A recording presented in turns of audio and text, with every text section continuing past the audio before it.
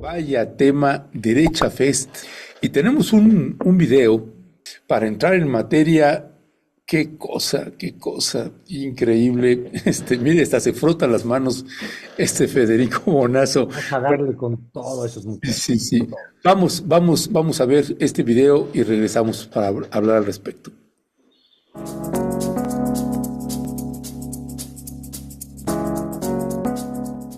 Nos dijeron y nos hicieron entender o creer que había palabras bonitas que debían resurgir o cobrar un valor relevante. Palabras como inclusión, palabras como igualdad, palabras como diversidad.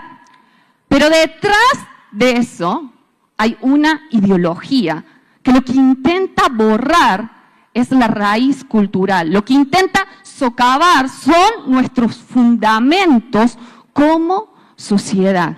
Van a saber que tú me estás discriminando ideológicamente, porque estás financiando a medios comunistas que van contra mi país, que van contra la libertad de prensa, contra la libertad de empresa. Y eso es lo que hicimos. Y de repente los empresarios empezaron a apostar por nosotros en España y Argentina y vieron que nuestras campañas de publicidad tenían mucho más retorno, eran más influyentes y perdieron el miedo. Y en España lo conseguimos gracias al vicepresidente de Coca-Cola, Marcos de Quinto, que ya no es, invirtió en mi empresa, la presidenta de ULEM, María José Álvarez, y conseguimos hacer ampliaciones de capital y profesionalizar la empresa y hacer una empresa de nada, con una estructura low cost, ¿no?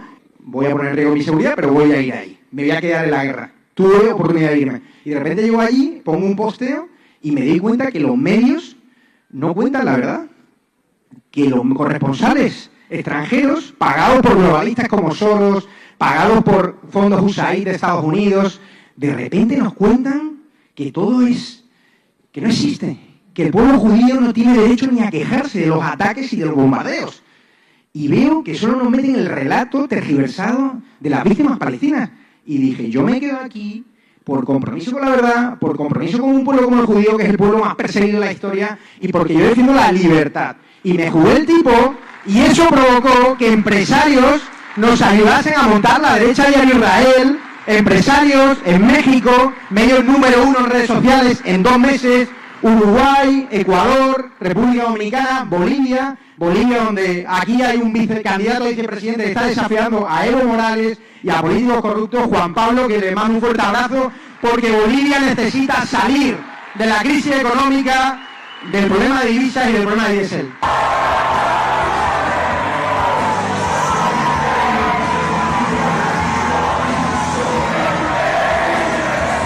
Vamos, que no se escucha, vamos. Vamos.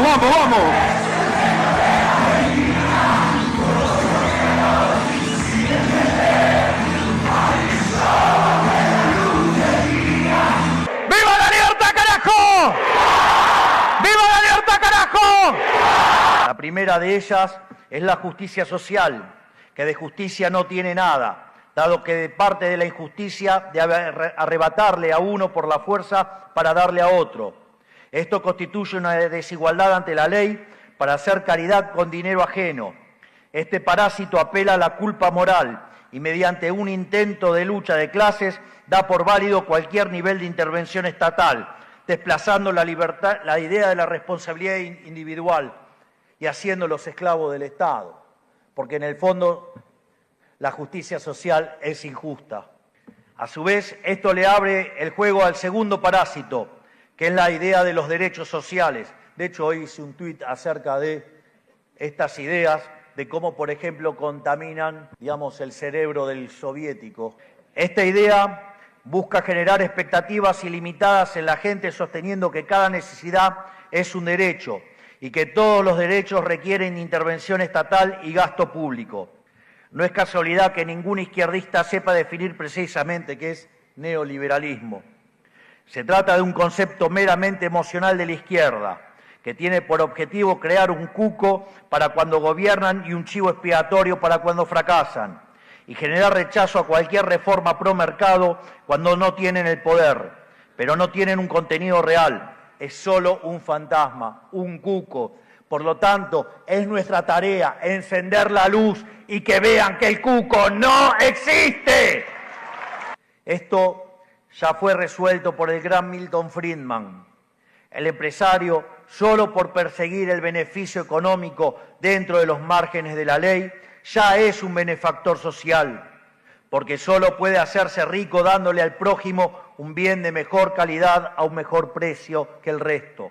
De modo tal que ese país de saqueadores, que fue liderado por la corrupta condenada, su difunto marido y el peor ministro de Economía de la historia, solo sea un mal recuerdo en la memoria de los argentinos. Federico Bonazo, carajo. Viva congelarse vivo.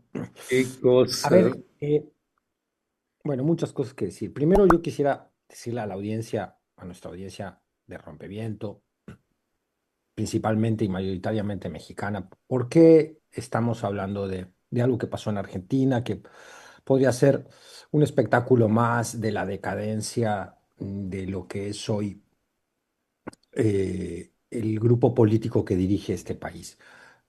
Y no tiene nada que ver con mi origen nacional. Por supuesto, hay una preocupación que tiene que ver con los amigos y los afectos que yo tengo en mi país de origen, desde donde estoy transmitiendo hoy. Eh, pero yo creo que en México nos tiene que importar mucho lo que está sucediendo aquí, porque esta es una puesta en marcha de un experimento social que van a querer instalar y están instalando en otras partes del mundo.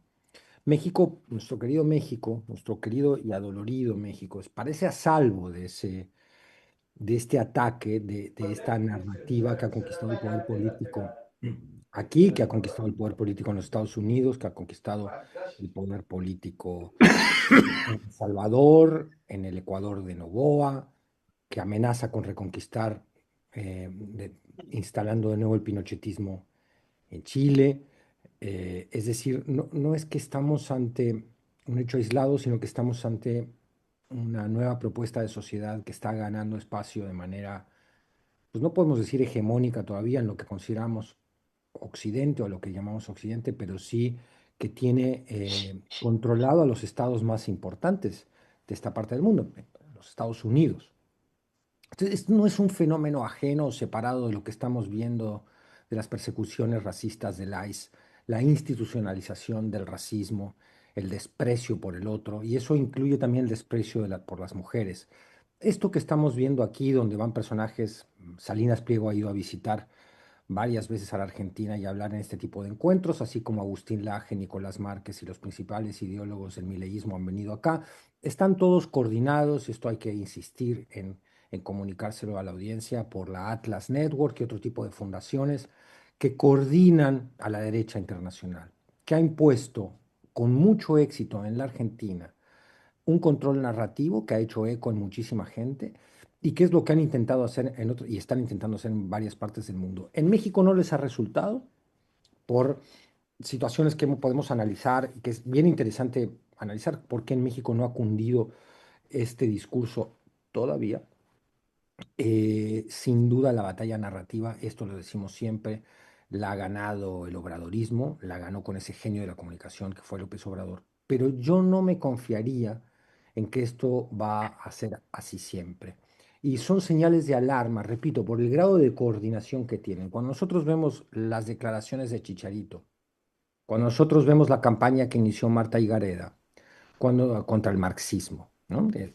Cuando analizamos los clichés en los cuales se basa Alessandra Rojo, la alcaldesa de la Cuauhtémoc, en la provocación.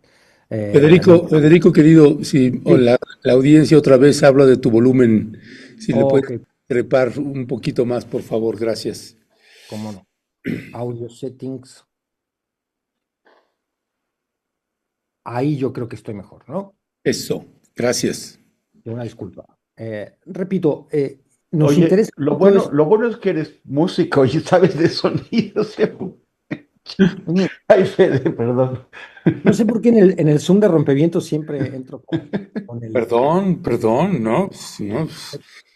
No es culpa de Rompevientos, estoy seguro que ya estamos intervenidos por la alt-right.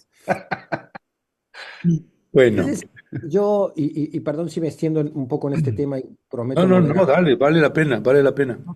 que quiero explicar a la audiencia por qué hay como una propuesta mía de revisar este tipo de fenómenos que, repito, están muy coordinados.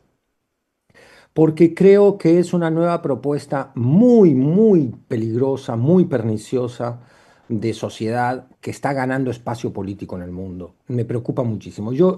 Los que leamos un poquito lo que era la Alemania previa al nazismo, las condiciones sociales que allí había y cómo empezó a estigmatizarse al judío, al diferente, al gitano, al homosexual, al comunista, sobre todo al comunista, verán patrones que se repiten con alarmante precisión. Es decir, estamos, yo creo, en los prolegómenos, en los inicios, y no tan inicios, porque cuando uno ve el genocidio que se está perpetuando en Gaza, que es aterrador, y lo que es aterrador, abro aquí un paréntesis, es que a diferencia de lo que, del genocidio y del holocausto del pueblo judío perpetrado por los nazis, no estamos viendo una reacción mundial como la que sucedió en aquella época, por diferentes condiciones históricas, políticas y culturales que había en aquella época, pero evidentemente porque ahora también tienen controlada una narrativa que permite que ese genocidio se siga implementando. Lo vimos en el fragmento que tú pusiste ahora, Ernesto, en este Derecha Fest,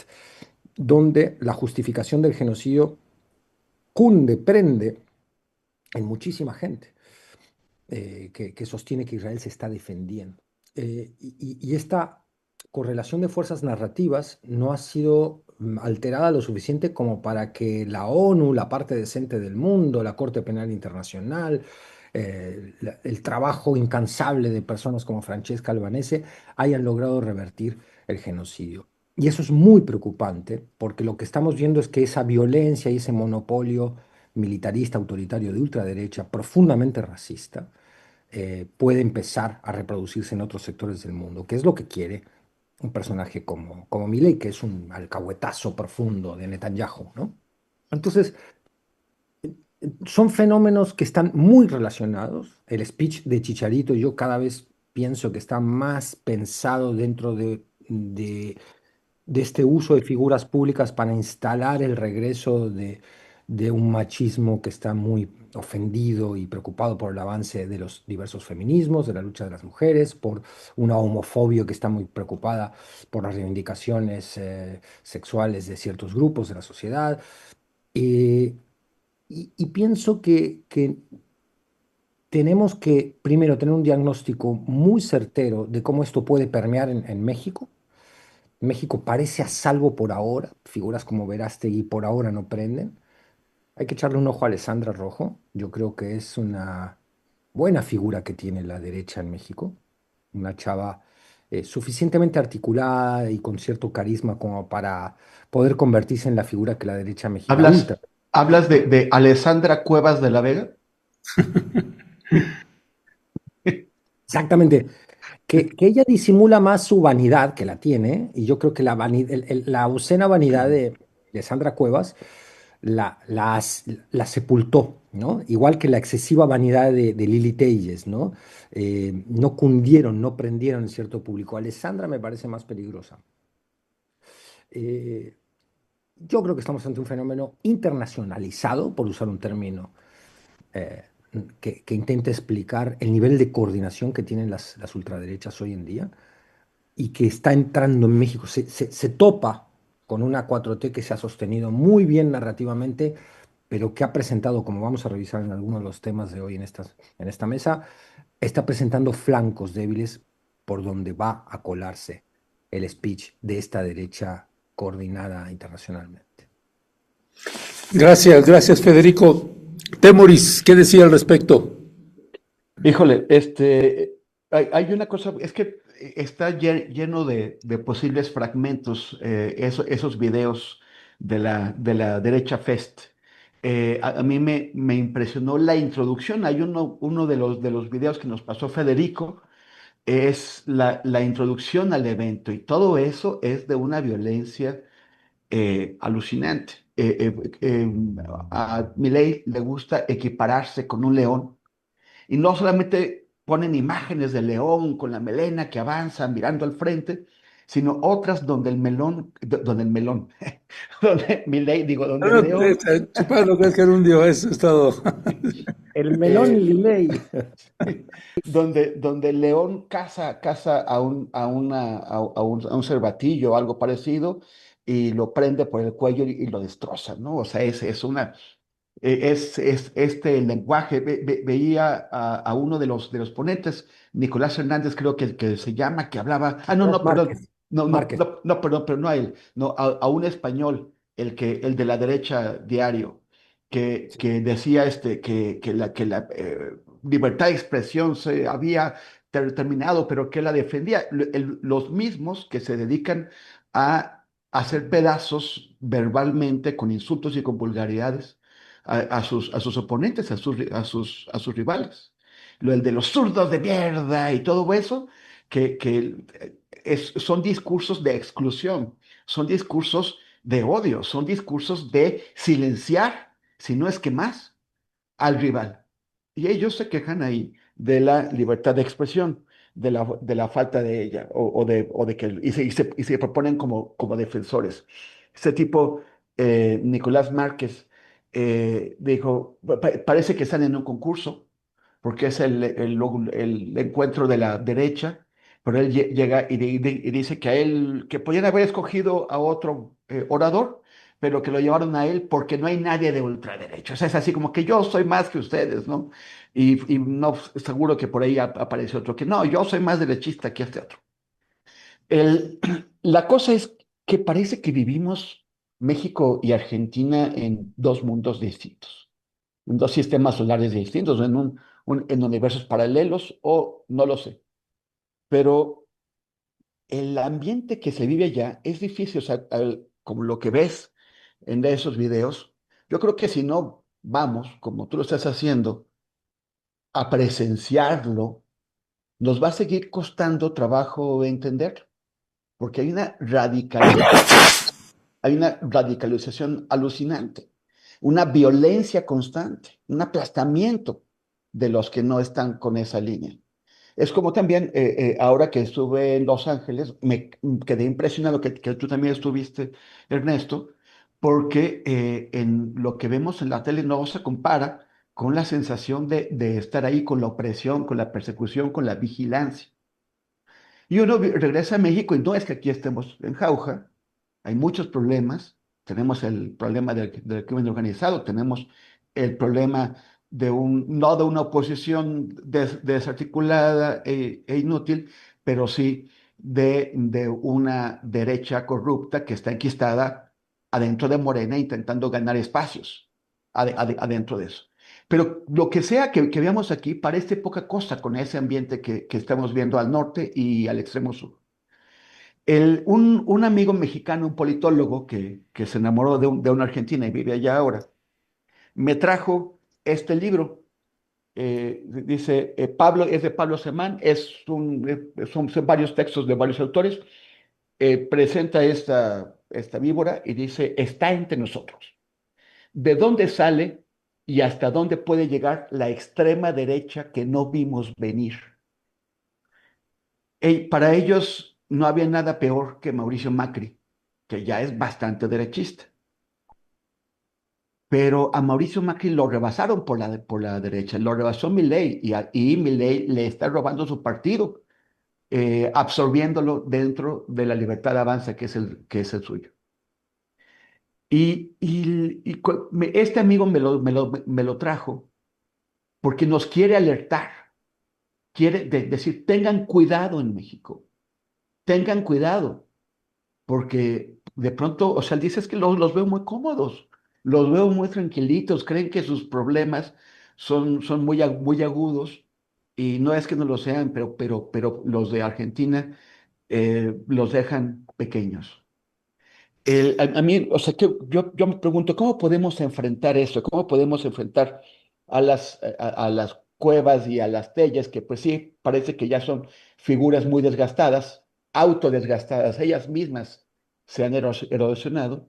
Ahora tenemos esta figura nueva que es Alessandra Cuevas de Rojo de la Vega, y que podría crecer Yo creo que no es por la vía de callarnos y de autorizar con nuestro silencio las trapacerías que hacen los bichos que han dejado entrar en Morena y a quienes les han dado tanto poder, como Adán Augusto o como Ricardo Monreal. La crítica tiene que ser necesaria, pero yo creo que también hay que resaltar que vivimos en un ambiente, al menos en las ciudades, porque las zonas rurales como en Guerrero o en Chiapas es distinto, pero vivimos en un ambiente en donde las diferencias y la lucha política se puede dar en términos bastante racionales, aunque la derecha grite que se acabó la libertad de expresión y vivimos en dictadura, lo gritan por todos lados y nadie va a moverles un pelo. No hay presos políticos, les quitan los contratos corruptos que siempre han tenido, pero eso no significa represión, significa un gobierno que ya no quiere dar ese tipo de contratos corruptos, o al menos no a estos. Pero sí tenemos que pensar en no erosionar lo avanzado, en perfeccionarlo, en mejorarlo, en pulirlo, en quitarles todas esas aristas de corrupción y de derechismo.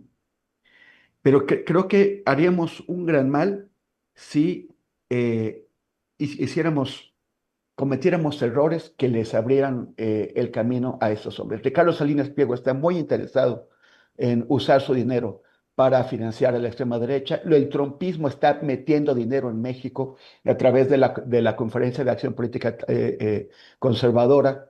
Vox también lo quiere hacer. Y eso es lo visible, es lo obvio, son los que se presentan. A mí me preocupan también los flujos de dinero que están entrando para financiar proyectos de derecha y que no son públicos, que no vemos, que deberemos ver la forma de detectarlos.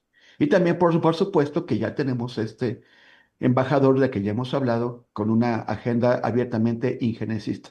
Tenemos que cuidarnos mucho para que no nos pase lo que les pasó a ellos.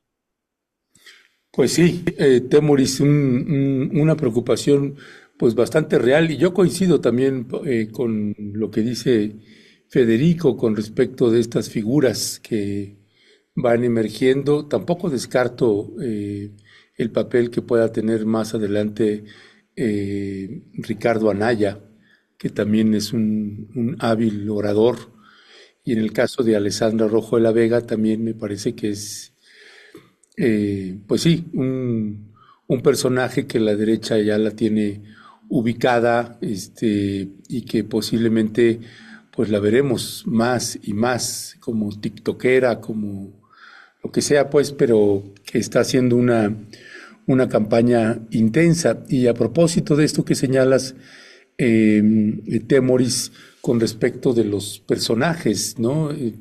Adán Augusto, Ricardo Monreal, este otro personaje, Arturo Ávila, que también es muy cercano con Adán Augusto, y que este otro diputado, que es el que es empresario y que le vende vehículos y armamento bélico pues a Nayib Bukele en El Salvador, y que pues son figuras que están ahí en Morena y que los vemos ahí hablando y debatiendo en distintos espacios, en distintos medios corporativos.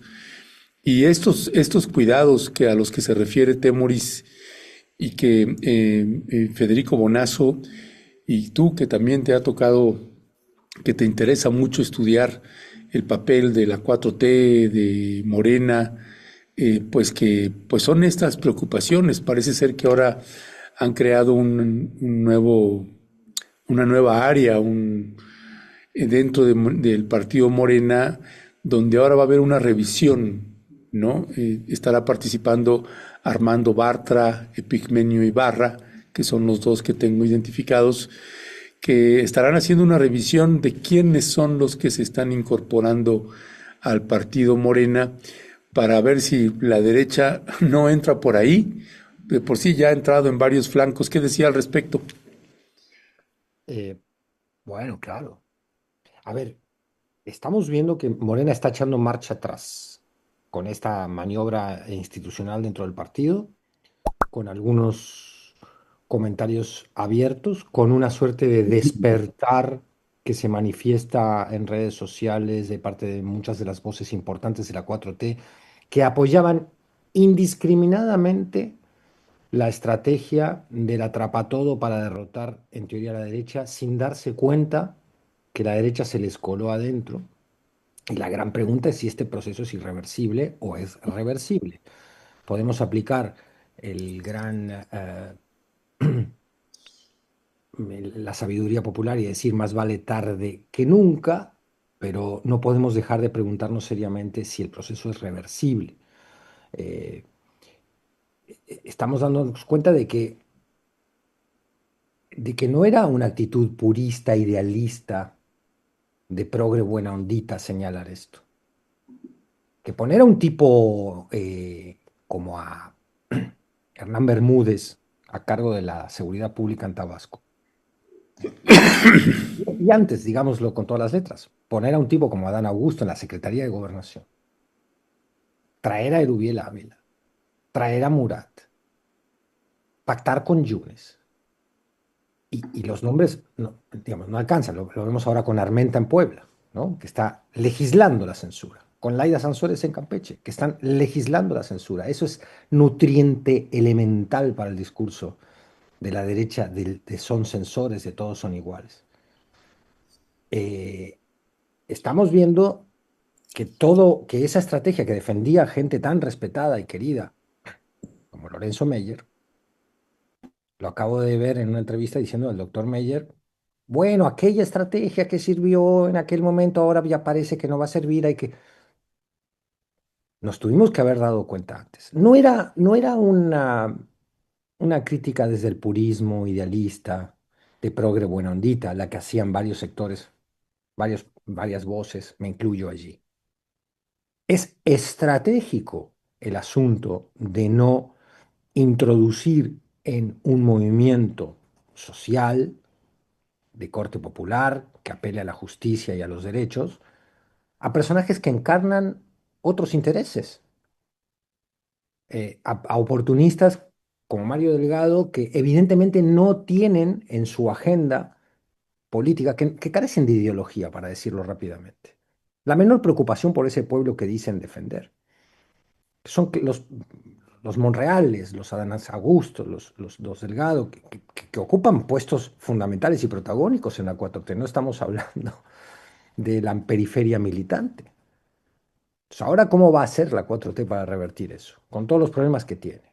Yo el otro día le comentaba aquí a algunos amigos argentinos que ven con tanto cariño y admiración a Claudia, ¿no? Y le decía, pues hacen muy bien en verla con cariño y admiración, porque la pelea que está dando como figura política, como líder de un movimiento popular, Claudia Sheinbaum como presidenta de un país de la importancia de México, es fundamental. Pero si tú ves cómo la está asediando el vecino del norte, con ataques que ya no, que violan las reglas más elementales de la diplomacia, y no sabemos cómo van a evolucionar e incrementarse.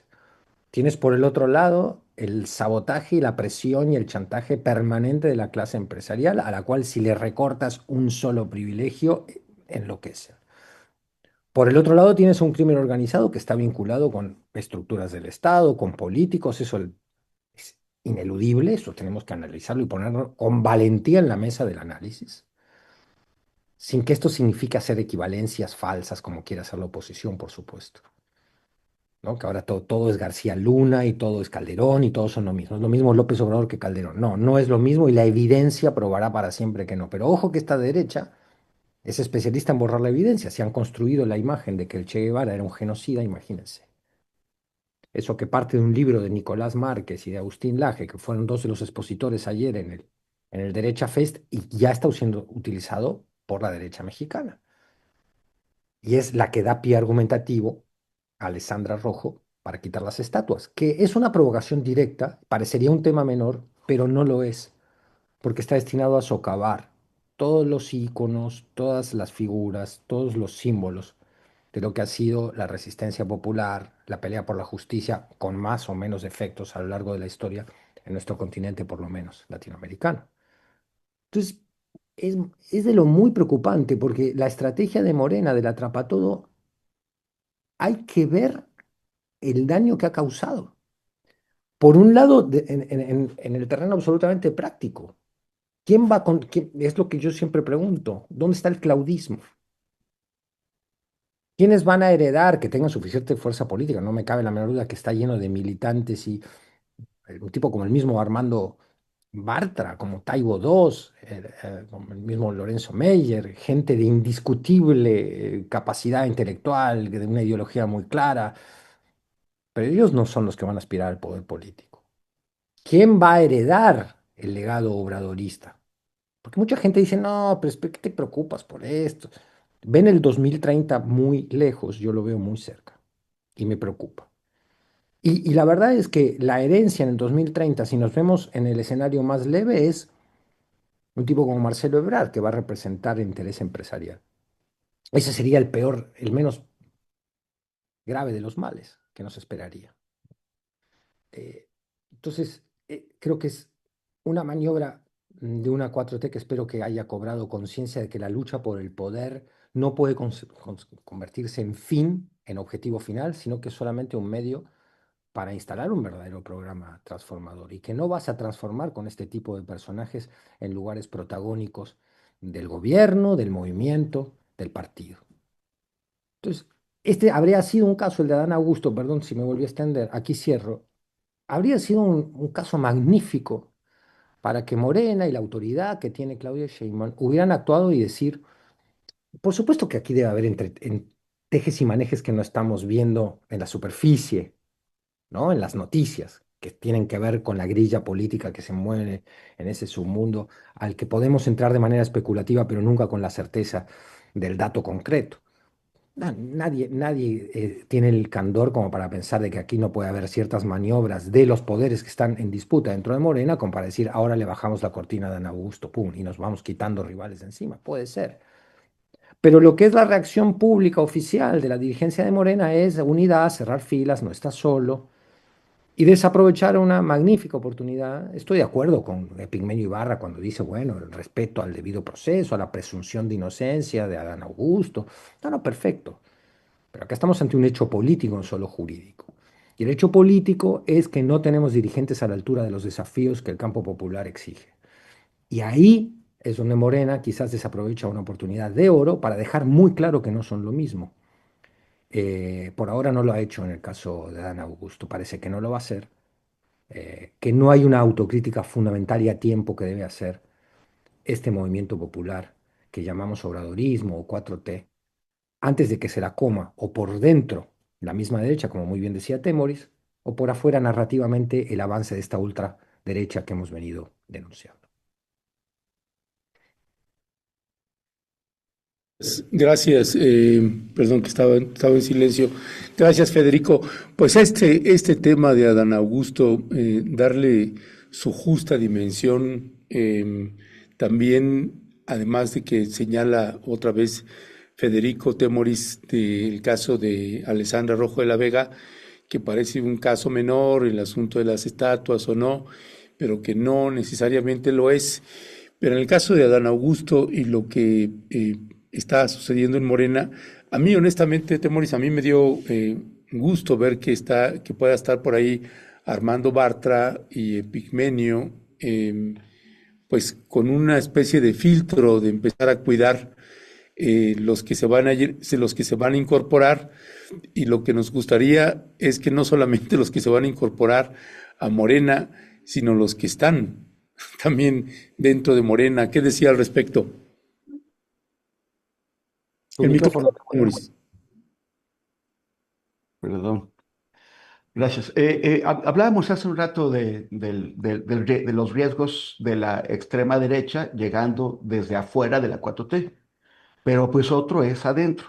Precisamente ahorita que estamos hablando de Argentina, pues este es también uno de los casos modelos, ¿no? En nuestros programas he planteado eh, varias ideas. O sea, cuando los movimientos y los partidos se convierten en hegemónicos a la manera en que lo ha hecho Morena, donde abarcan la mayor parte de manera aplastante del espacio político, generan las rupturas adentro. O sea, generan la oposición desde adentro. Si la oposición desde afuera es inútil, si no logran construir una extrema derecha competitiva o una derecha competitiva, también tienen otra alternativa, que es crearla adentro del grupo en el poder.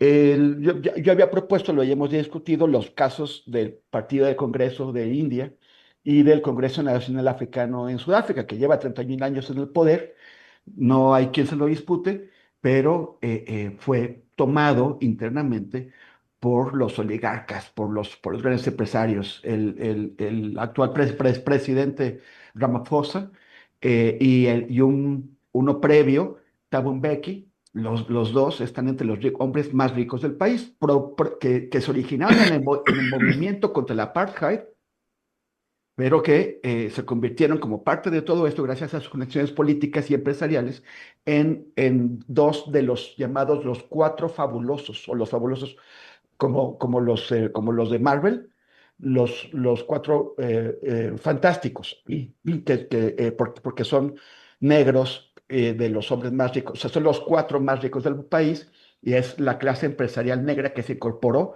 entre la clase empresarial blanca con la que ahora conviven. Pero bueno, el otro modelo que había propuesto era el del peronismo. Hay diferencias muy importantes entre Andrés Manuel López Obrador y Juan Domingo Perón. Juan Domingo Perón, si él hubiera podido ser presidente en los 30 años cuya presencia marcó la política argentina, lo hubiera hecho, él se hubiera prolongado todo el tiempo y también dejó a Estela Isabelita en su lugar, a su esposa. Pero y Andrés Manuel, pues sabemos que se retiró. Andrés Manuel es un hombre que con sus bemoles siempre ha tenido una línea política clara, y Juan Domingo Perón anduvo dando bandazos. Pero ahora, bueno, desde hace ya décadas, vemos que la disputa del peronismo, del legado de Perón, viene de gente de izquierda, de centro, de derechas, por igual, y cada uno se llama el auténtico peronismo. O sea, cada uno cree que es el que realmente representa este legado. Esto podría, pues, ocurrir eventualmente dentro de la 4T. En algún momento el PT podrá decir que será el auténtico representante del obradorismo, o Adán Augusto, o Ricardo Monreal, o alguno otro de estos. Y podrían crear movimientos internos o incluso partidos ajenos, acusando a los otros de haber traicionado, o podrían quedarse con el partido, como lo hicieron los chuchos Nueva Izquierda en el caso del PRD. Entonces, es muy peligroso este juego que han tenido de dejar entrar todo siempre y cuando aporte. ¿Qué aporta? ¿Aporta ideología? No. ¿Aporta ética? No. ¿Aporta un proyecto? No. Aporta recursos que pueden ser económicos, que pueden ser humanos en cuanto a bases sociales, en cuanto a su liga con grupos corporativos. Es lo que pueden aportar, que pues, en general llegan a... Así se construyó esta gran coalición de Frente Amplísimo. ¿Qué van a hacer ahora con eso? O sea, bueno, si ya hicieron esto, que me parece que ya se había enterrado, está bien, porque tienen tanto poder que se pueden permitir gastar un poco de ese poder para limpiarlo, para limpiar Morena. O sea, lo de Dan Augusto es una vergüenza, que Noroña, Noroña para muchos es un líder muy claro, que tiene discursos muy serios y que se enfrenta durísimo a la oposición, pero en realidad es una persona inconsistente entre lo que dice y lo que hace. Gran inconsistencia que hemos marcado aquí es que él acusó a Mauricio Toledo, el ex señor feudal de Coyoacán, de asesino. Corte A, se asoció con él para lograr la presidencia de la Cámara de Diputados, que no consiguió, pero de todos modos le consiguió una diputación, una candidatura a diputación, entrar al PT, que al final no le funcionó, pero todavía Noroña lo sigue defendiendo, a quien él llamó asesino públicamente y está en redes sociales. El discurso de la austeridad, sí, cada quien tiene derecho a pagarse sus vacaciones como quieran. Un viaje en clase ejecutiva de superlujo en Air France a París, de veras. Eso es lo que sí se lo paga él, muy bien, que se lo pague, pero entonces que no nos ande hablando, o sea, lo que se gastó él en ese boleto, representan salarios de 3 o 4 trabajadores mensuales. Entonces eso no es consistente. Y ahora sale llamando a Adán Augusto compañero y diciendo que no podemos tocar a los compañeros. O sea que a los a los amigos justicia y gracia, y a los enemigos justicia a secas. Que la ética no vale igual. La ética se mide de acuerdo a qué tan cerca estés tú de mí. Si eres mi compañero, pues entonces podemos dispensarte tus fallas éticas. Si no lo eres, pues entonces tenemos que denunciarte. Con la misma energía con la que denunció a Calderón por su relación con García Luna, que no pudo no haberse dado cuenta, debería denunciar a Adán Augusto y decirle, es absolutamente falso e idiota que pretendas convencernos de que no sabías a quién estabas nombrando, de que no sospechaste, porque dice Adán Augusto, no sospeché. Señor, no se trata de sospechar, se trata de que su deber es investigar. Antes de nombrar a alguien tienes que saber quién es, sobre todo si le estás dando la seguridad pública de tu estado. Y resulta que no era cualquier criminal, era el jefe del grupo criminal. A ese puso al frente de la seguridad pública de Tabasco. Entonces, Morena no puede, o sea, en general como ciudadanos, no podemos descuidarnos ante la amenaza de la extrema derecha fuera de la 4T, pero tampoco Morena puede descuidarse ante toda la corrupción que ha permitido entrar a sus propias filas. Ya, gracias, Temoris. Esta parte, Federico Bonazo, también del posicionamiento de la presidenta o de la República, Claudia Sheinbaum, o de la presidenta del partido Morena, Luisa María Alcalde, con respecto del caso de Adán Augusto.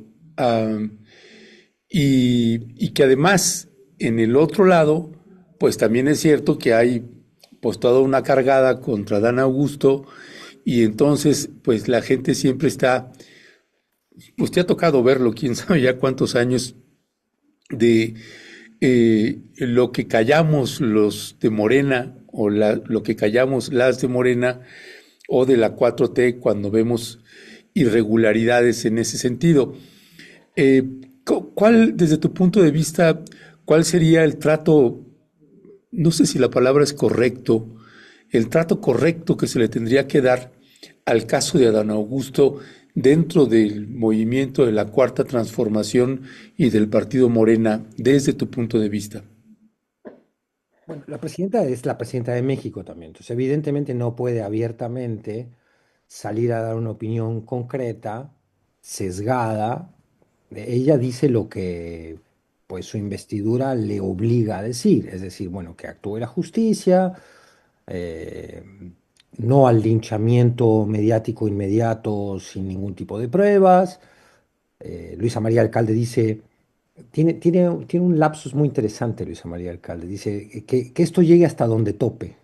No, pues no, que esto llegue hasta que la justicia se haga efectiva, porque muchas veces la justicia topa antes de realizarse en nuestro querido México, no muchas, la mayoría de las veces.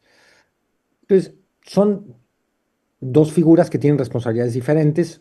Una es la jefa del Estado mexicano y no puede, y hace bien, entrar en la discusión política interna del partido del que forma parte. Luego está lo que dijimos en el comentario anterior, está bajo las aguas de la noticia pública se mueven las maniobras y las herramientas de la grilla política, donde me imagino que hay cálculos políticos. La presidenta está evaluando lo que son las fuerzas internas de ese gran globo hegemónico que es Morena, y debe estar jugando sus propias cartas con enorme habilidad. O intentando jugarlas con la mayor habilidad posible, para plantearlo de manera más sensata. Yo creo que es una política hábil, que ha aprendido de un gran maestro, que no va a ir a la confrontación y no debe ir a una confrontación directa, pero que también debe estar moviendo aquellas herramientas de poder interno que tiene que poseer para ir guiando el movimiento hacia los rumbos que ella considere los más importantes, y que ella y que la mayoría de los militantes o simpatizantes de esto que llamamos la 4T quisiéramos, que es que hubiera un claudismo, o en todo caso una corriente que realmente mantuviera los mandatos más importantes y centrales del obradorismo, por el bien de todo, primero los pobres, no puede haber gobierno rico con pueblo pobre, y toda la agenda de derechos que el obradorismo ha representado hasta ahora, con claudicaciones, postergaciones, una de las más importantes, la reforma fiscal progresiva, sin la cual no vemos de dónde van a sacar recursos los gobiernos de la 4T para mantener la efectividad de los planes sociales y una serie de proyectos de desarrollo y de obra pública que están muy ligados a su concepción de lo que debe ser las herramientas para la redistribución de la riqueza.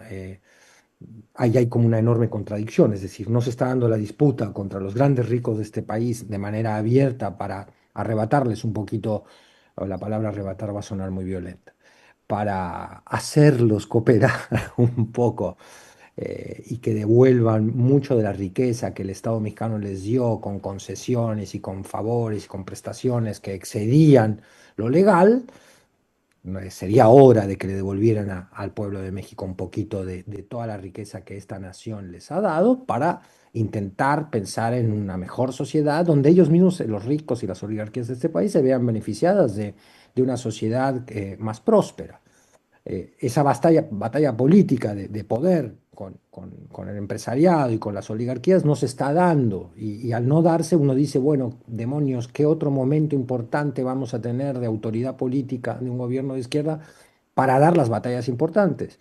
Por otro lado, muy, muy agredida por el tema del crimen organizado, la presidenta y su gobierno tienen que tomar medidas que rayan en lo punitivo, o no rayan, pertenecen al orden del populismo punitivista, como la prisión preventiva oficiosa, que no sabemos a dónde a dónde van a llevar, ¿no? Qué consecuencias van a dejar marcadas como huella, incluso en las instituciones de procuración de justicia, cuál es la filosofía, la concepción que las guía, ¿no? Eh, por plantear dos escenarios de la complicación actual, en los cuales tiene que navegar como líder política, ya no como jefa de Estado, la presidenta como líder política y Luisa María Alcalde como líder del partido, tienen que navegar ante estas circunstancias viendo cómo evitar la perredización que tan bien explicaba ahora Temoris de Morena. Es decir, no hace falta ir al peronismo o al kirchnerismo o a lo que ha pasado con el PT brasileño o con eh, otros ejemplos continentales de cómo movimientos de izquierda a la hora de ser gobierno han sido lo que pasa en Venezuela, ¿no? Eh, contaminados por el interés privado de grupo y de los grandes poderes que rigen realmente nuestras naciones, el poder militar uno de ellos, que en México no es poca cosa, a todo lo contrario. Es un escenario de muchísima complicación en el cual el caso de Adán Augusto vuelve a ser un insumo político para una oposición ayuna, es decir, muy falta de argumentos políticos, pero que los puede ir construyendo en la medida que la 4T se lo permita. Y ahí es donde yo pienso que está el balazo en el pie. Si la 4T no toma medidas muy drásticas contra los hechos de corrupción o de vínculo de sus figuras, liderazgos y personajes con el crimen organizado o con hechos de corrupción, no va a poder revertir una narrativa que hoy parece lejana en su impacto político electoral, pero que lo podemos ver después. Está muy confiada y ensoberbecida la 4T. Y ese es el peor de los filtros, la peor de las cegueras para un movimiento popular. Eh, repite de una manera pueril y tan evidente y tan burda los errores de los otros movimientos de izquierda que hemos tenido en nuestro continente que han llegado al poder político. Y uno quisiera decirles, pues aprende de lo que hizo mal Correa, 4T, aprende de lo que hizo mal Cristina Fernández, aprende de lo que hizo mal Evo Morales. En ese caso, lo que tú mencionabas, Ernesto, de la voluntad demócrata de López Obrador y de haberse retirado de la arena política, es un magnífico ejemplo, pero alcanza. Eh, y a veces uno también se pregunta si, aunque aprendan de los ejemplos históricos, nuestras izquierdas verdaderamente existentes pueden revertir la correlación de fuerza contra poderes fácticos que la superan. El poder del dinero, el poder de los grandes bloques especulativos que manejan hoy el mundo. ¿Qué es más fuerte, un gobierno de los nuestros o BlackRock? ¿Qué es más fuerte, un gobierno de los nuestros o este neofascismo que ha tomado el poder en los Estados Unidos? ¿Qué es más fuerte, nuestras izquierdas que intentan resistir con proyectos de justicia social, o la brutal narrativa del machismo y del patriarcado ofendido que ha tomado pues el discurso en España, en Argentina, en Chile peligra, ¿no? Por eso el tema de Chicharito es importante, no es una cuestión anecdótica de revista, de, de TV novelas, es una cuestión muy importante porque es parte de un speech que muestra, ¿no? La reacción, el regreso, el rechazo del conservadurismo unido al poder económico que estamos enfrentando en el mundo. Y si la 4T no tiene una muñeca firme en determinadas circunstancias, pues va a haber diluido la construcción de sus políticas y de sus programas y los va a ver revertidos en el futuro más cercano, lamentablemente más cercano de lo que uno quisiera. Gracias, Federico. Pues déjenme aprovechar esta charla tan valiosa que estamos teniendo aquí ahorita los tres y que, bueno, otra vez le mandamos un saludo a nuestra querida Laura, porque esta parte que uno dice, bueno, pues tienen que apretar tuercas ahí, ¿no? A mí me ha llamado mucho la atención y aunque no está dentro del tema, me gustaría también poder escuchar una mirada y una reflexión de ustedes en ese sentido. Pasó desde el año pasado con lo que ha estado pasando en la montaña de Guerrero, con los impactos del huracán John en septiembre y octubre del año pasado, y con lo que ha pasado con el huracán Eric, también no solamente en la montaña de Guerrero, sino también en la Costa Chica. Hemos tenido quién sabe cuántas entrevistas con Abel Barrera, director del Centro de Derechos Humanos de la Montaña Tlachinolan. Y también hemos ido ahí a la montaña y hemos filmado y entrevistado y hemos mostrado las imágenes. Y es un abandono tremendo, pero verdaderamente tremendo a estas poblaciones, además las más pobres del país. Hoy precisamente la secretaria de Gobernación hablaba con respecto sobre Metlatónoc o Cochoapa el Grande como las poblaciones más pobres. Y hasta ya pasó un año en septiembre se cumple un año del huracán, de los impactos del huracán John. Fueron 46 poblados que fueron devastados ahí por el huracán John, y ahorita también que están siendo fuertemente afectados en la Costa Chica y en la montaña de Guerrero. Y nos decía Abel, por más que lo denunciamos y les decimos, ni siquiera tienen que coordinarse con nosotros, vayan directo, les pedimos que vayan allá, y simple y llanamente no van. Y en realidad a mí me ha sorprendido mucho porque incluso entregamos la lista ahí en comunicación social, como no nos daban la palabra, la presidenta le decía al de comunicación social, oye, viejo, mira, no sé qué rollo tenga la Sheinbaum conmigo, pero porfa, mira, aquí están los listados digitales, impresos, bajaron los agentes comunitarios, así con el lodo y ustedes saben lo que es caminar en el lodo, así con el lodo hasta la cintura. Bajaron de la montaña, llegaron a Tlapa, entregaron un reporte de todos los impactos y bueno, va a cumplir un año y no fueron nunca a atenderlas. Y ahorita en la Costa Chica y en la montaña con el huracán Eric siguen sin ir. Y es algo que me ha llamado muchísimo la atención, porque decía, bueno, aquí no estamos hablando de una diferencia política, o uno puede entender que estén molestos con el Tlachinolan por el trabajo, las denuncias que hacen, pero eso ¿qué tiene que ver con las poblaciones indígenas? ¿Cuál es la lectura que ustedes harían de este abandono por parte de la autoridad federal? De la estatal ya ni decimos, porque prácticamente no existe, ¿no? ¿Qué dirías ahí, Federico? Es una muy buena pregunta. Y tú dijiste, nada tiene que ver, pero es inevitable no poner como elemento especulativo que hay un castigo político a regiones del país que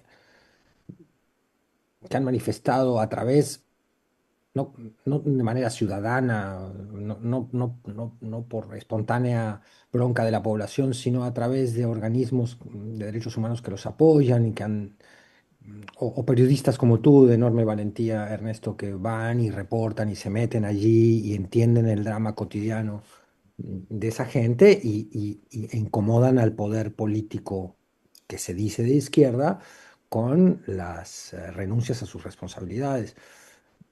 Por otro lado, ¿qué otro elemento especulativo es, bueno, la influencia en el no hacer de las responsabilidades estatales, ¿no? Hay un gobierno estatal que también tiene que cumplir con sus responsabilidades y que a veces las evita. Uno piensa que será una cuestión de escasez de recursos, puede ser. El gobierno no quiere admitir que le faltan recursos para atacar algunos problemas. Eh, Energía y voluntad política, quizás desviada en otro tipo de peleas y de circunstancias o de lugares del país. Pero de alguna manera es poco perdonable o es imperdonable que un gobierno de izquierda descuide elementalmente a la población más golpeada por desastres naturales, por estados de marginación históricos. Allí debería tener la prioridad el gobierno, allí debería ocupar, y también lo decimos en la gran tragedia de la desaparición de personas en México, debería haber muchos más recursos y voluntad política realmente para atacarlo. Eh, Allí yo creo que hay una mezquina, no mala, mezquina lectura política de meterse en ciertos asuntos donde el gobierno o la 4T ha sentido tocado su orgullo, su identidad, por críticas que ha habido al desempeño de sus gobiernos locales realmente existentes y del mismo gobierno federal. Es decir, hay deudas y claudicaciones que cuando se las hacen notar a la 4T no les gusta nada y las meten rápidamente en la bolsa del ataque político, eludiendo con esto su responsabilidad como gobierno y convirtiendo en política, lo que ellos llaman politiquería justamente, lo que no es una disputa política, como tú muy bien señalabas, Ernesto, sino una responsabilidad de gobierno, una responsabilidad administrativa, ¿no? Y eso lastima porque habla de una cultura de la insensibilidad política. Y la izquierda tiene prohibido perder la sensibilidad social, ¿no? La izquierda sin sensibilidad social se convierte en un instrumento de poder y de perpetuación del poder político, dejando atrás su programa y su identidad ética, ¿no? Entonces, estos casos que tú y el querido Temoris y los periodistas en serio que se ocupan de comunicar la realidad como la ven a las audiencias que los escuchan, son fundamentales, ¿no? Y incomodarán siempre a un poder que a veces por falta de recursos o capacidad no puede abarcar todo el territorio y sus desafíos, y otras veces por la mezquindad política que estamos describiendo. Gracias, Federico. Temoris, mira, a propósito, esas imágenes son de un poblado que se llama Tepeyac, que está ahí en la montaña de Guerrero, que se vio también devastado por el huracán. Y llevan ahí a la orilla de la carretera esas chozas, las láminas y tablas las consiguió de donación el Tlachinolan. Y es desde octubre que publicamos este reportaje, o finales de septiembre del año pasado, estamos denunciando que no tienen luz. Y hay un poste ahí en esa calle, bueno, en esa orilla del camino, de esas casas o chozas o como se le quiera llamar, y siguen sin luz, güey. Hay un poste y los de la Comisión Federal de Electricidad les dijeron, bueno, sí les podemos poner un transformador ahí, pero de a 3,000 por familia. Móchense ahí está explicando la compañera, unos duermen en el piso, ahí en esas sábanas o edredones o cobijas, pues, cobertores, o plásticos, la escuela, ¿no? La escuela, bueno, sigue exactamente igual y siguen sin luz. Y tiene un año que lo denunciamos y que lo han denunciado y nada. Perdón, Temoris, que desvíe ahí el tema, pero ¿qué decía al respecto? No, pues el tema es fundamental, Ernesto. O sea, Estamos pensando en la gente que está muriendo de hambre ahora mismo en Gaza, que lo vamos a comentar en un momento, pero resulta que en la montaña de Guerrero también muere gente de hambre. Y hay niños que mueren de enfermedades que tendrían que ser fácilmente prevenibles, que en otras partes del mundo, que en Ciudad de México ni siquiera se presentan y que ya son cosas pues cotidianas. Pero o sea, yo recuerdo cuando Carlos Salinas de Gortari lanzó su programa Solidaridad, su Pronasol. Creo que esa fue la primera vez que escuché que Cochoapa el Grande era el municipio pues, más desaventajado de los 2.400 municipios del país. Y me trató no que era el siguiente. Y han pasado 30 años y sigue igual. Supuestamente solidaridad se va a aplicar en esa zona. Y luego cada presidente ha tenido su propio proyecto de asistencia social, en donde Cochoapa y Metatono que están en la cima, y las cosas siguen sin cambiar, y tenemos estas imágenes que nos estás presentando que corresponden a otro siglo, no al siglo XXI. O sea, ¿cómo seguimos ahí? En 2016, en Ojos de Perro contra la Impunidad, mi colectivo, lanzamos un proyecto que coordinó Salvador Frausto que se llamó Los 10 mexicanos más pobres, el lado B de la lista de millonarios, porque siempre veíamos esa lista Forbes así de los multimillonarios mexicanos y la gente súper interesada en sus vidas y su éxito empresarial y todo, a pesar de que pues es raro si es que hay alguno cuyo éxito empresarial no se deba a la corrupción del Estado y a la forma en que se han imbricado con los funcionarios públicos. Pero bueno, ¿Cómo? o sea, con los funcionarios públicos, imbricado. Salinas Pliego no es el único, al revés, pues es el caso ejemplo de lo que sucede. El- Fuimos a los 10 municipios más pobres del país, bueno, al municipio más pobre de los 10 estados más pobres del país, además de una zona en Chalco, que es la que corresponde a Ciudad de México, y una en Los Ángeles, en donde también había muchos mexicanos en situación de extrema pobreza. Yo creo que le voy a proponer ahora, a ver si encontramos cómo hacerlo, porque tendríamos el año que viene, a 10 años de distancia, ir a ver qué ha cambiado, si algo ha mejorado, si los programas públicos de aquí y de allá han tenido impacto o no. O sea, también si el trabajo periodístico que hacemos tiene impacto o no sirve más que para que digamos hay que mal están las cosas y todo sigue igual. Pero. Pero pues es gravísimo, o sea, ¿cómo es que, o sea, este país donde tienes sectores que compiten con cualquier ciudad del primer mundo, donde la gente vive de lujo, donde la gente ni siquiera se entera? Cuando ganó Claudia Sheinbaum vimos a los de Atípica hacer el ridículo porque no podían entender lo que había pasado, porque en su casilla, en Las Lomas, todo el mundo había votado por Xóchitl. Pues ¿cómo ganó Claudia si en Las Lomas todos votados por Xóchitl? Y vimos a Guadalupe Loaesa diciendo en el vuelo de Air France de París para acá, que es como el mismo que tomó Noroña, todo el mundo dijo que iba a votar por Xóchitl. Pues ¿cómo ganó Claudia, ¿no? Pues bueno, pues mientras eso convive con algunas de las peores situaciones en el primer mundo, que puede ser, por ejemplo, con algunos de los países más pobres de África, como Zambia o como Zimbabue, o algunas de las zonas más pobres de India, que también ahí convive la riqueza y el lujo más esplendorosos con la pobreza más desastrosa y más desesperante y más lacerante.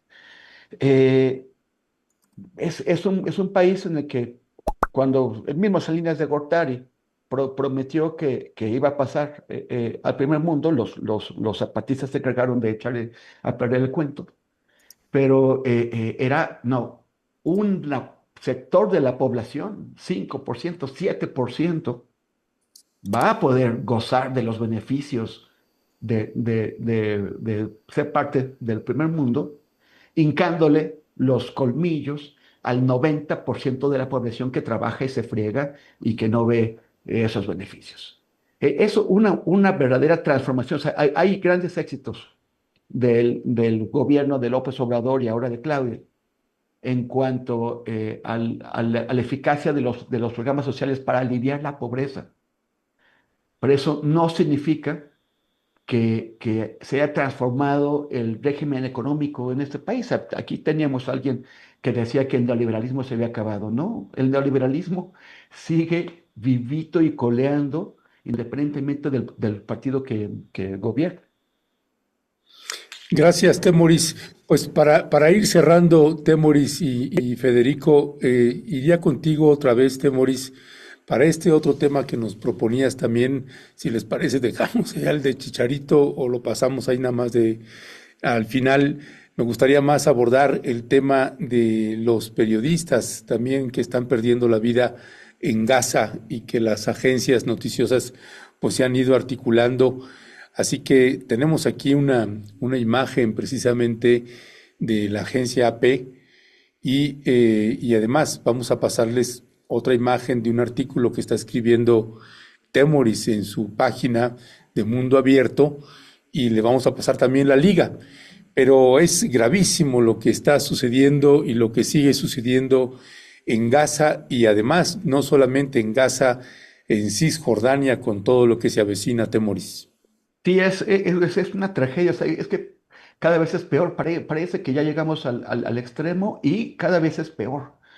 Hace un par de días, el sindicato, no la agencia AFP, que es la agencia francesa de prensa, el sindicato de la AFP dijo que en 81 años de existencia de esa agencia, han perdido muchos colegas, a muchos periodistas que han muerto por disparos o por algún otro tipo de situación violenta, pues a lo largo de 81 años. Pero nunca habían visto a sus compañeros morir de hambre. Están obviamente consternados. Eso fue el sindicato. Ahora, el día de hoy, esto que estamos mostrando ahora mismo, es la reacción de las agencias occidentales a esta denuncia que hace el sindicato. Me parece tibia, tardía, pero por lo menos existe esta reacción de AP, de BBC, de Reuters y de la misma AFP, en donde dicen nuestros colaboradores, nuestros países se están muriendo de hambre, los estamos muriendo, los estamos viendo morir. Esto no había ocurrido. Los periodistas íbamos a reportar las tragedias de las personas. Pero ahora, ya lo que señalan también ahí, ahora son ellos quienes lo están viviendo. Los del sindicato de AFP compartieron dos testimonios de sus colegas en donde ya están en fase de inanición. La inanición significa que el cuerpo desfallece, empieza a dejar de cumplir con sus funciones porque no tiene comida. Y esto es lo que está pasando en general. O sea, ya acaban de actualizar el dato hace un momento, 113 personas que en los últimos días han muerto de hambre. La mayor parte de ellos, 80 de ellos niños y niñas, chiquititos, que son las principales víctimas. En los chats de WhatsApp y de Telegram, donde se reparte información a periodistas sobre lo que está ocurriendo, llevamos todo este tiempo desde octubre del 23 recibiendo imágenes horribles, horribles y feísimas de cuerpos despedazados, de niños heridos, bueno, cosas, pero no como las que estamos viendo, las que están llegando ahora, que son cuerpos que ya no se sabe si están vivos o están muertos, de personas que están absolutamente en los huesos, en esqueleto. Y esas imágenes no las habíamos visto.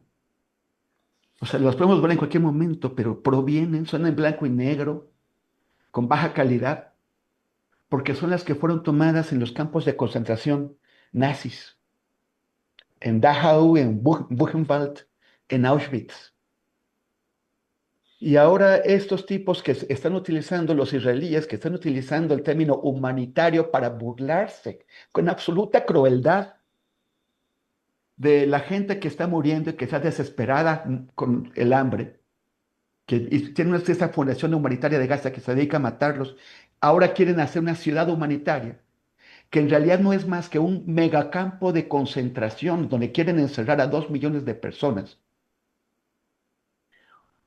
Para 2 millones, o sea, ni Hitler en su momento de mayor poder soñó alguna vez con un campo de concentración de esas dimensiones. Buchenwald, en su momento donde concentró más gente, tuvo 120,000 personas, que ya es una cantidad alucinante.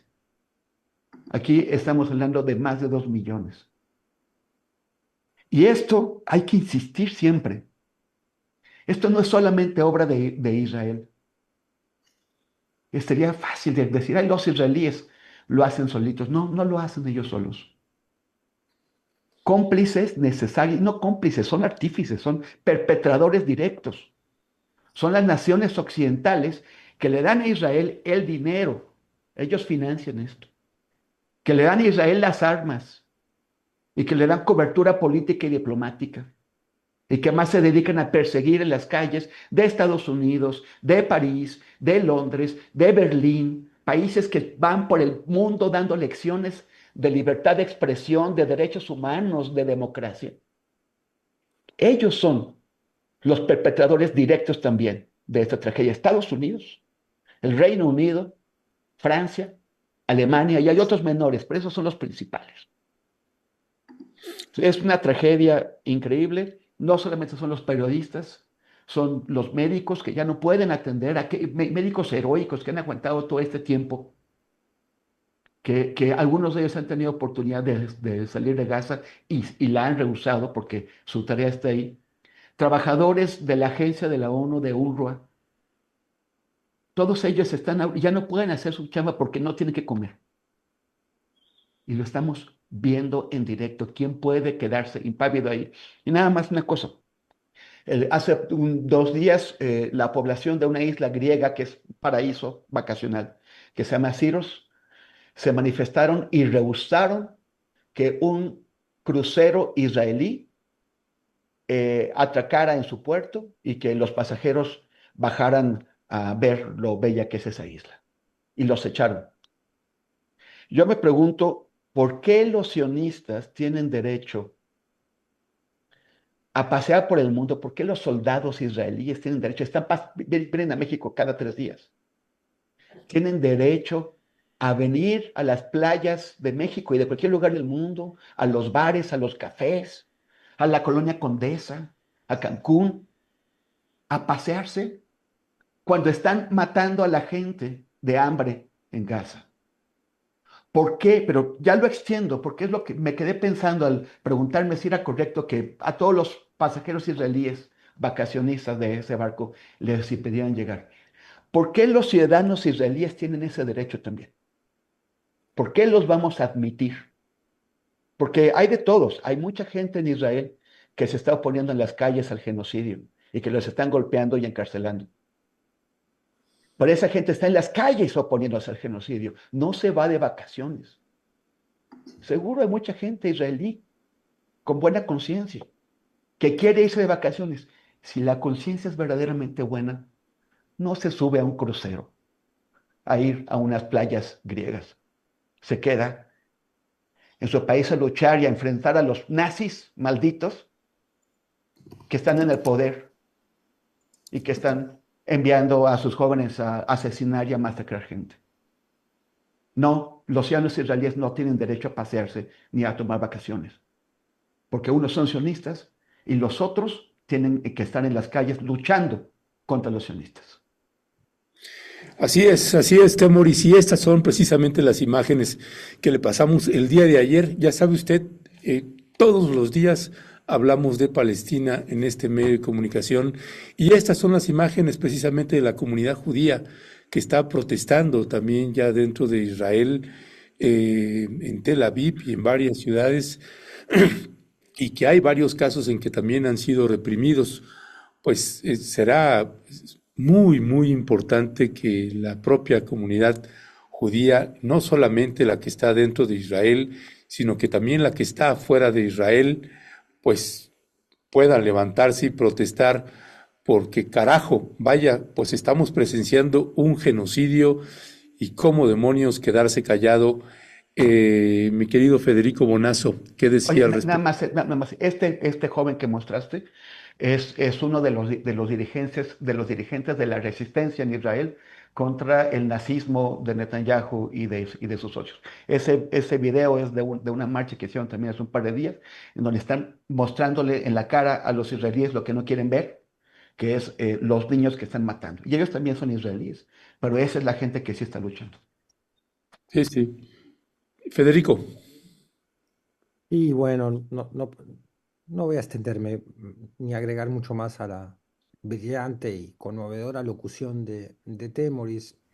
Quizás hacer una reflexión para una audiencia que a veces en México siente que el tema de Gaza está muy lejos y que aquí tenemos otros temas nacionales de los cuales ocuparnos y que no establece la relación entre lo que está pasando allá y lo que está pasando aquí. Y hay una relación muy profunda. Lo que estamos viendo del ICE, de las autoridades de inmigración de los Estados Unidos, que están actuando más como una Gestapo que como un control migratorio. Las perreras que a toda sonrisa eh, inaugura Trump en Alligator Alcatraz, las cárceles negocio de Bukele donde se humilla y se somete a la población, sean delincuentes o no, muchos no lo son, y aunque lo fueran, no merecen ese trato deshumanizante. Es parte de un fenómeno mundial que tiene en el genocidio en Gaza su expresión más cruel, más evidente y más burda y más obscena, pero que está ocurriendo en muchas partes del mundo. Es parte de lo que pasa en Argentina cuando le meten balazos de goma a los jubilados que protestan y es parte de lo que pasa en muchísimos otros lugares del mundo, donde se está instalando no solo de manera soterrada, velada, a través de eufemismos, sino de manera cada vez más abierta, eh, el racismo institucionalizado. Y estamos entrando y ya las equivalencias que proponemos no son ni disparatadas, ni exageradas, ni producto de una exaltación ideológica, sino son simplemente con revisar la evidencia. Estamos viendo un fenómeno muy similar al del nazismo que azotó, el fascismo que azotó Europa y otras regiones del mundo a mitad más o menos del siglo pasado. Estamos en un profundo retroceso de la humanidad, muy angustiante y muy peligroso para aquellos que quieran defenderse, resistir, oponerse, para el sector empático, decente y solidario de la humanidad que está intentando de la manera más mm, fervorosa, pero siempre pacifista, ejercer resistencia a esto. Yo creo, lamento adelantar la hipótesis de que si esto sigue el curso, si esta ruptura absoluta del derecho internacional perpetrada por Israel y por Estados Unidos sigue aumentando y siguiendo su curso, vamos a enfrentar situaciones bélicas, el incremento de la guerra en esa región del mundo y extendiéndose a otras partes del mundo, y el incremento de una política racista que va a golpear directamente a nuestros países, como ya los está golpeando. Y es muy alarmante, muy angustiante y muy triste sentir que la humanidad vuelve a caer en el pozo del oprobio y del ataque al diferente y del chivo expiatorio como práctica racista. Es muy desilusionante, ¿no? Y muy angustiante que en Argentina hoy, por ejemplo, se nieguen los crímenes de la dictadura militar y una segunda oleada de autoritarismo racista ultraderecha haya tomado el poder político, homofóbica, antimisógina. Eh, y a la querida audiencia mexicana que siente que esto está muy lejos y que deberíamos ocuparnos de otros temas locales, no son ambos problemas mutuamente excluyentes. Al contrario, insisto, parte de un mismo fenómeno y que tiene allá en Gaza su expresión más cruda y por tanto no podemos quitar un solo día, un solo segundo el dedo del renglón en las evidentemente dolidas palabras de Temoris me identifico, yo siento lo mismo, valoro mucho un espacio como el tuyo, Ernesto, donde la denuncia de este crimen brutal que estamos presenciando como humanidad en el siglo XXI es tan urgente como necesaria, como, como impostergable. Estamos viendo que nuestras instituciones creadas después de los crímenes del nazismo en la Segunda Guerra Mundial, nuestras instituciones internacionales, las mismas Naciones Unidas, la concepción de los derechos humanos, están siendo pisoteadas de una manera terrible. Y lo más grave, cuando uno ve, por ejemplo, la cuenta de X del secretario de Estado Marco Rubio, es que esta agenda va en creciendo. No hemos llegado al tope de la crueldad. Yo creo que estamos en los principios de un proceso de crueldad extendida. Y esto va a golpear a México en algún momento, lamentablemente. Y cuando llegue esa oleada que está intentando penetrar, deberemos estar lo suficientemente preparados. Y creo que el gobierno de México no está entendiendo ese problema.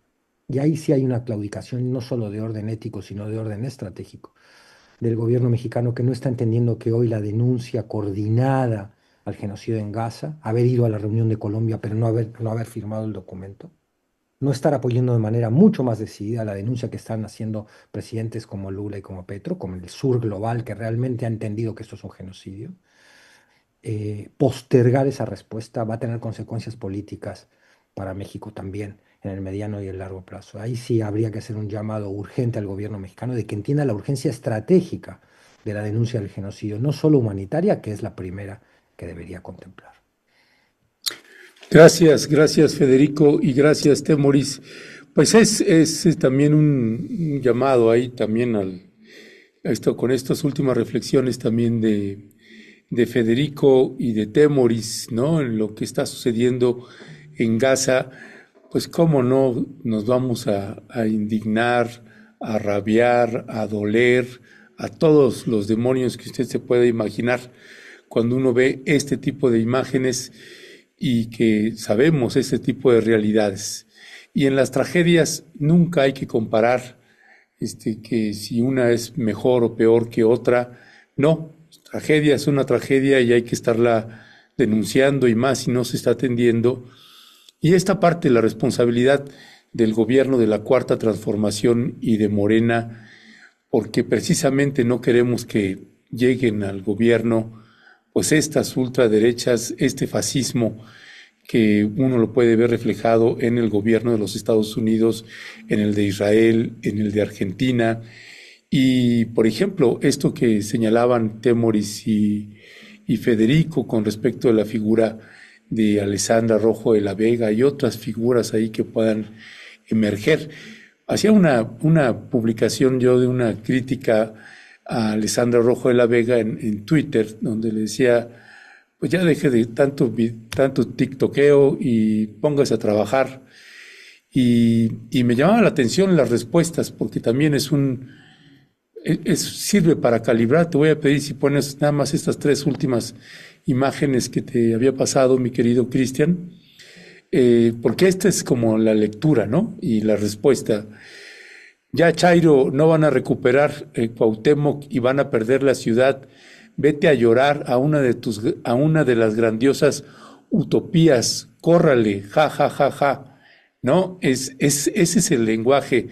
Precisamente esta otra imagen también que ponen ahí en redes sociales, y esta otra imagen también, pues bueno, pues eso es lo que no queremos que regrese, y que por eso también pues no nos vamos a cansar de hacer pues las denuncias o colocar los ejes temáticos, a veces en términos de un reportaje que uno va a hacer a campo, dentro o fuera del país, y otra, lo que opinamos, como en esta mesa de opinión, lo que opinamos sobre lo que está sucediendo. Temoris Greco, ¿con qué te despides? Híjole, no sé. Pues nada más que qué barbaridad el Chicharito, ¿eh? Qué barbaridad. O sea, en qué mundo vive y en qué mundo quiere que vivamos. Lo peor es que yo creo que su jugada, ya que está fracasando tan horrible en el fútbol y que se acaba su época ahí, pues es convertirse en influencer de ese tipo, alimentar una extrema derecha. Si gustas, Temoris, pasamos el video del Chicharito y regresamos ahí a tu comentario, ya que lo tocas. Vamos a ver. Mujeres están fracasando, están erradicando la masculinidad, haciendo a la sociedad hipersensible. Encarnen su energía femenina, cuidando, nutriendo, recibiendo, multiplicando, limpiando, sosteniendo el hogar, que es el lugar más preciado para nosotros los hombres. No le tengan miedo a ser mujeres, a permitirse ser lideradas por un hombre que lo único que quiere es verlas felices, porque nosotros no conocemos el cielo sin ustedes. Responsabilizarlas de su energía también es amarlas. Hombres, estamos fallando en la falta de compromiso, poner a nuestra pareja al último, no tener palabra y no priorizar hábitos para volvernos admirables. Entiendo que nos da miedo hablar y expresarnos verdaderamente de lo que sentimos, porque están tratando de erradicar la masculinidad, porque en ciertos casos del pasado se suprimió la energía femenina, pero muchos estamos aquí con ganas de amarlas, cuidarlas, respetarlas y proveerlas. Pero ustedes, mujeres, tienen que aprender a recibir y a honrar la masculinidad. A veces la verdad puede doler al instante, pero eso es crecer. Aceptemos la verdad y cambiemos lo suficiente para crear la humanidad. Entonces, quieres a un hombre proveedor, pero para ti limpiar es opresión patriarcal. Interesante. Entonces, Temoris. No había dicho otro. Pues o sea, a ver, dice, están erradicando la masculinidad. Pues, ¿qué masculinidad tiene este hombre tan frágil? ¿No? Es literalmente lo que dicen las feministas. O sea, uy, ya les tocamos su masculinidad, no la muelen. O sea, entonces, no se supone que la masculinidad, como la entiende este señor y otros, pues son tipos vigorosos, machines, viriles, que van arrasando con todo a su paso, pero una mujer les dice que no y ¡pum! Ya les erradicaron la masculinidad. Pues qué masculinidad más chafa, ¿no? Y luego, no le tengan miedo a ser mujeres. Pues, ¿quién está teniendo miedo a ser mujeres al revés? Dice que deben permitirse ser lideradas por un hombre. Un señor le está diciendo eso a un país que votó en 60% por una mujer para que fuera su presidente. En Guadalajara todavía no dan esos pasos en Jalisco, pero pues en Ciudad de México tenemos jefa de gobierno ya desde hace rato. Y en general, o sea, como que está totalmente en otro siglo, ¿no? ¿En qué siglo vive? Luego con su chantaje que les dice, Los hombres no conocemos el cielo sin ustedes". ¡Shay, shay, shay! Salen los mariachis. O sea, y así como que, bueno, ustedes déjense y nosotros es que las vamos a querer mucho y las vamos a consentir mucho y les vamos a dar una paleta payaso. O sea, ¿cómo se podría denominar eso? O sea, la fase, o sea, académicamente, fase tardía del mansplaining, porque pues fase superior no es, o sea, en todo caso fase inferior del mansplaining, así como que lo más chafa. Yo ya aquí me quedo. Bueno, no, vi que hay una influencia que le está dando también muchísimo vuelo a lo que dijo él apoyándolo y que además se les fue encima porque las jugadoras del equipo femenino de las Chivas se enojaron con el Chicharito y se atrevían a manifestarse y eso me parece fantástico. Como lo de esa chica de Jenny Preciado, creo que se llama, española, que se enfrentó a este hombre todopoderoso, De la FIFA. todopoderoso del fútbol y que lo llevó a tribunales. Pues así tiene que ser. Que me parece muy bien que las chicas hayan roto, se hayan atrevido a enfrentar el pacto patriarcal que existe en el fútbol mexicano y se hayan enfrentado a esta figura tan famosa. Me parece muy bien, pero claro, por supuesto, hay un sector de hombres que no saben cómo resolver el tema de la nueva sociedad en la que vivimos, donde las mujeres hablan, ¿qué crees? Hablan, no lo soportan, y es un sector que es susceptible a ser arrastrado a una extrema derecha como la que estamos viendo en este encuentro en Córdoba, en la Argentina, con estas fantasías y esas cosas. Hay que tener cuidado, yo creo que hay que saberles hablar, hablar con ellos, entender sus temores, tratar de ayudarlos a enfrentarlos y adaptarse a la sociedad nueva que estamos construyendo, porque si no van a acabar siendo también base política de proyectos de extrema derecha como este. Pues sí, así es, Temoris. Federico Bonazo, ¿cómo cierras también sobre ese tema? Es que me dio asco, me cayó mal el desayuno ya. Volver a ver a este imbécil. Cual diccionario hay que aplicar las palabras que que ha desarrollado el lenguaje a lo largo de los tiempos y la que mejor le queda a este sujeto es que es un imbécil, ¿no? Qué patético es un macho diciéndole a la mujer qué sentir, cuándo sentirlo y de qué manera sentirlo. Es patético y lo más brutal de estas declaraciones es que el tipo es inconsciente de que es un personaje patético. Eh, pero yo creo que esto no es solo una imbecilidad espontánea, sino que es parte de la misma agenda que venimos denunciando. Personajes que tienen cierto cariño ganado en un público extenso, están siendo objeto y herramienta de comunicación de lo que la derecha llama hoy la agenda anti-woke, donde meten en la misma bolsa su misoginia, su racismo, y donde y donde otros caen en esa trampa contra lo políticamente correcto, imbéciles importantes como Fito Páez, que es otro pedazo de imbécil fundamental. Hay que decirlo así, porque ¿sabes qué ocurre? Que están avalando el mundo cruel, misógino de esta revolución, esta reacción patriarcal, machista, infame. La están avalando porque ellos encuentran en la corrección política un corset, una manera de controlar la expresión de su machismo, la expresión de su racismo, la expresión de su desprecio por el pobre. Entonces, han malinterpretado lo que son ciertas conquistas sociales donde discriminar abiertamente al otro estaba siendo prohibido y había un escarnio público al que lo practicaba. Y hoy no, que un acosador convicto como Donald Trump sea presidente de la potencia más importante que ha dado la humanidad es reflejo de que ha ganado lo políticamente incorrecto, visto por ellos como el derecho a romper con el corsé que me impedía a mí aplicar mi racismo y mi misoginia. Es, lo que esta derecha defiende es su derecho a ser racista, su derecho a practicar un genocidio, su derecho a que un tarado y lo digo con serenidad, y con respeto hacia Chicharito, es un tarado fundamental, se permita decirle a las mujeres qué sentir, cuándo sentir y cómo sentirlo. Si yo que soy varón me siento ofendido, no quiero ni pensar lo que esto representa para una mujer promedio que está peleando por su emancipación, como tantos otros sectores de la humanidad y de las sociedades están peleando también. Es un Oye, retroceso profundo, es un retroceso profundo y muy peligroso.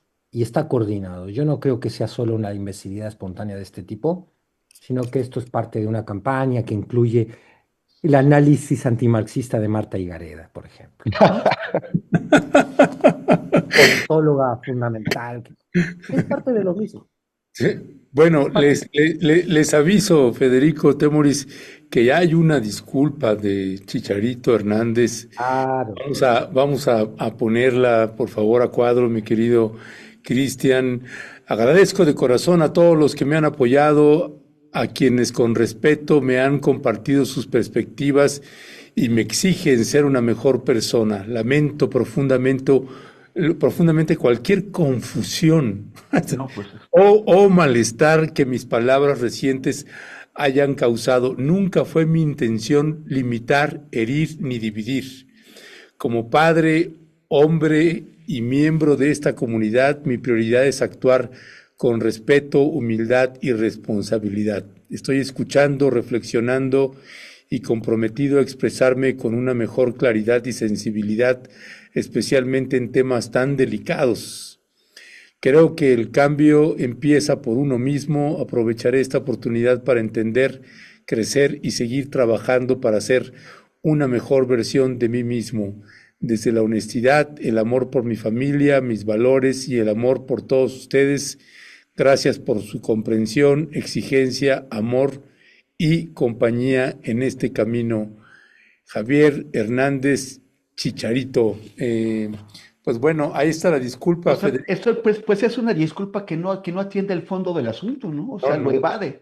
O sea, no dice, no reflexiona sobre lo que dijo, Bueno, no propone algo, solamente hay perdón. Yo le sugeriría buscarse un mejor agente de relaciones públicas porque el que le escribió esto no resuelve nada, lo deja igual.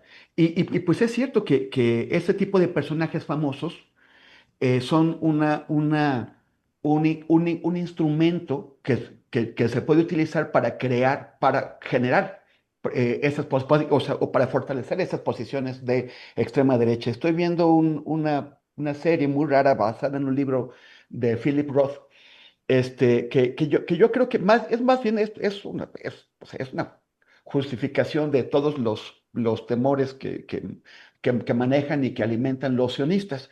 Pero hay una cosa que señalan, que la figura de Charles Lindbergh, el piloto que cruzó por primera vez el Atlántico y se convirtió en un superhéroe para los gringos.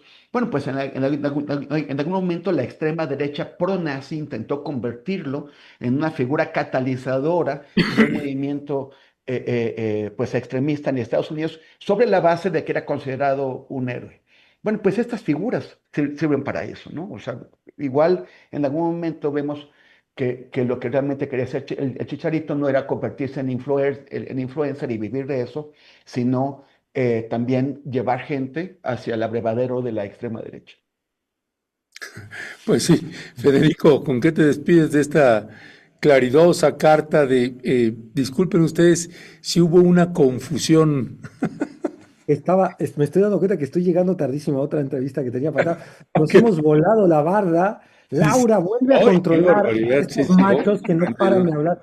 No, me despido muy rápido. Control de daños del community manager de Chicharito, evidentemente, esto no lo ha redactado él.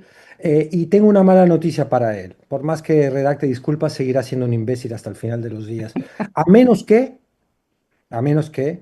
demuestre realmente y a conciencia, y lo diga él sin leer nada, que ha reflexionado sobre lo que ha dicho. Lo dudo mucho. Lo dudo mucho. Ahora, sería el primero en reconocerlo. Todos hemos cometido actos de imbecilidad a lo largo de nuestras vidas. Porque hay gente que lo tiene más incorporado, que ya es identitario, ¿no? Es muy insultante lo que ha hecho. Y además, en el contexto actual, no es trivial un comentario así. No es una cosa aislada. Es parte de una estrategia de comunicación de la ultraderecha y por eso es más grave. Lo que hizo Chicharito tiene una funcionalidad política.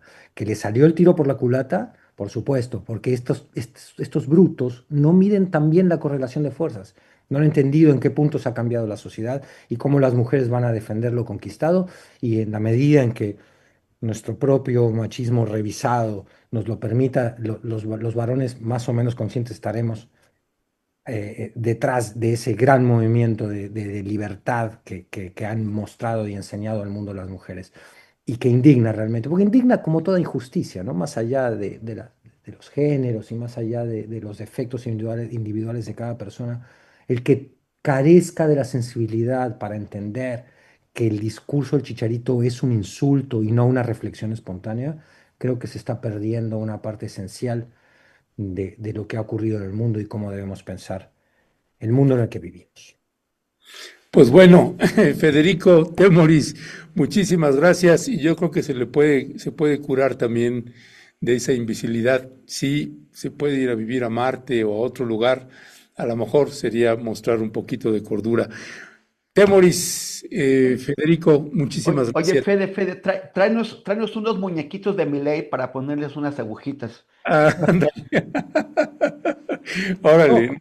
La sola imagen de cargar un muñequito de Milei en mi maleta me produce náuseas. No puedo ni siquiera con eso.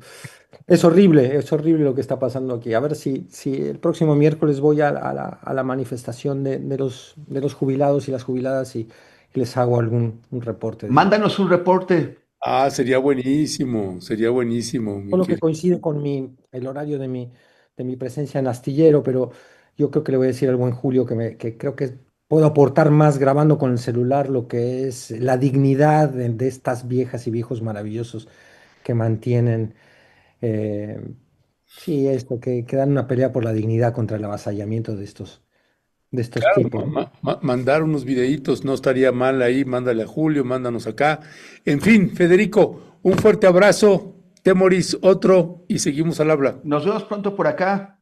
Que no se te pegue nada.